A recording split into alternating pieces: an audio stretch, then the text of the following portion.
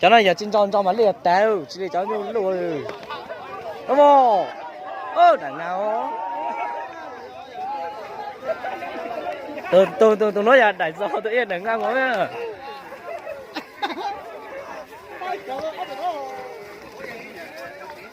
ơi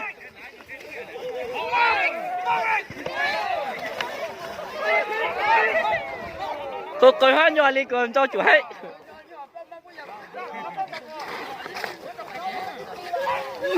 móc móc đây móc đây móc đây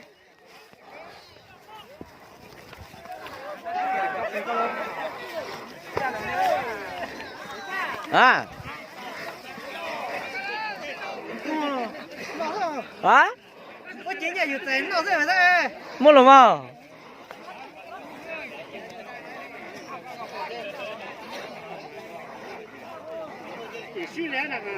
cho nó ăn tù đỏ vậy nó ăn tù chắc có mình phải cho nó ăn tù lại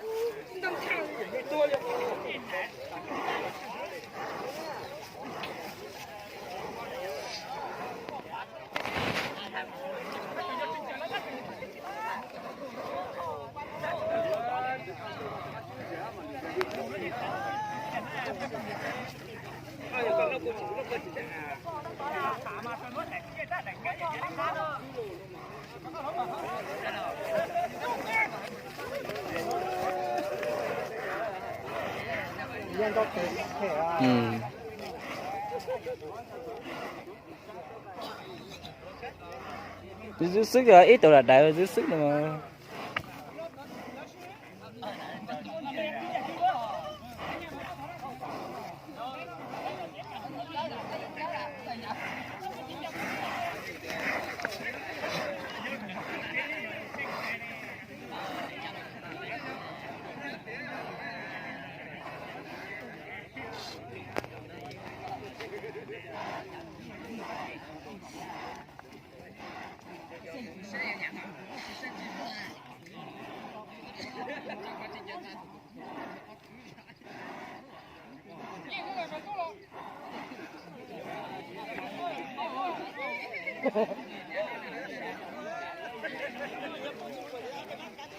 ôi trên tôi cho cây thì bơ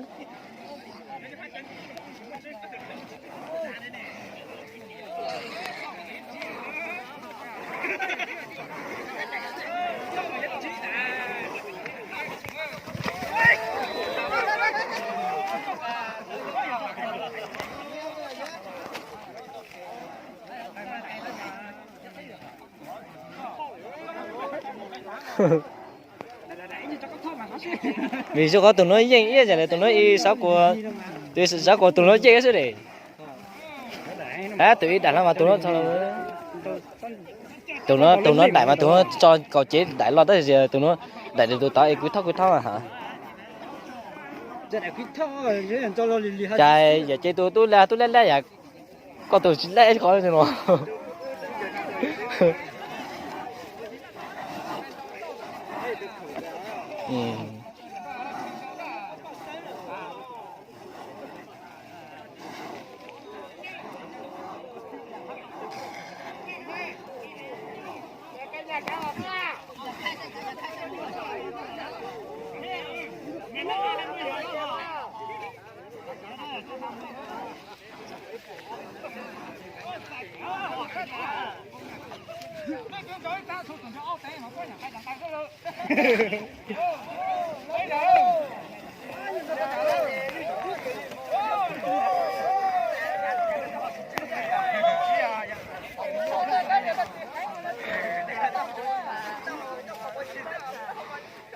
ơi tại vì là lúc như thế mà thì đại nó một chuyện gì không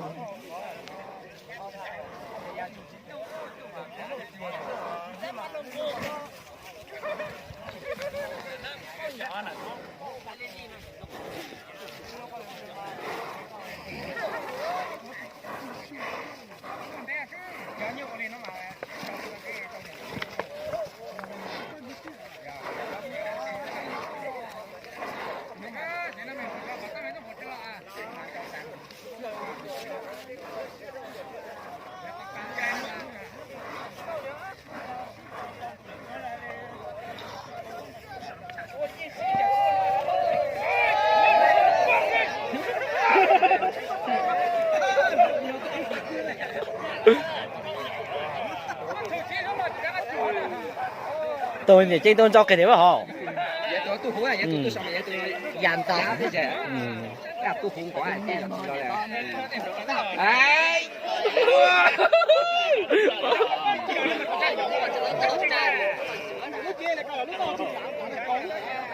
đấy.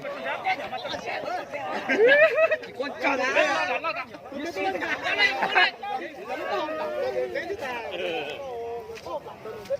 Rồi mau đây. Hành mau rồi, bông mau. Hai tí chịu mong nữa đó.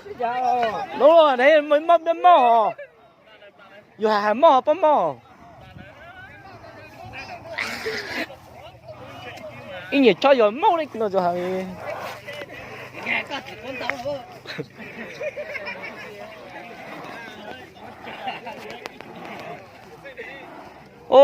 ô châu cái tổ châu cái ở giờ tôi tổ châu châu lót thể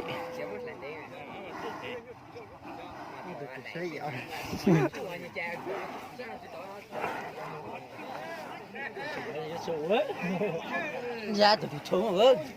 lâu thì lâu đấy cho họ lâu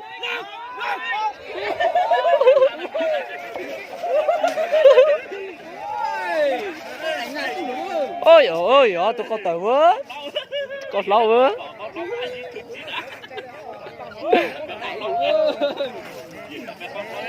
Chị đã chạy ơi chạy ơi mẹ con tua chạy thôi con này chạy thôi bắt chân rồi